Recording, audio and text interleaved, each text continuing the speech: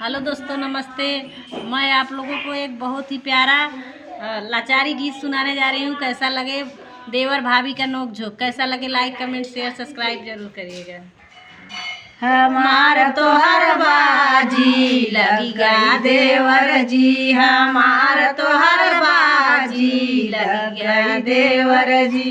पहला बाजी रसवनवा पे लगी गई, पहली बाजी रसवनवा पे लग गई तोहार लसरी, हमार घड़ीला देवर जी तोहार लसरी, हमार घड़ीला देवर जी। हमार तोहर बाजी लगा देवर जी, हमार तोहर बाजी लगा देवर जी। दूसरी बाजी रसोईया में लगी गई, दूसरी बाजी रसोईया में लगी गई तोहार बेलना, हमार चौका देवर जी तोहार बेलना, हमार चौका देवर जी। हमार तोहर बाजी लग गई देवर जी, हमार तोहर बाजी लग गई देवर।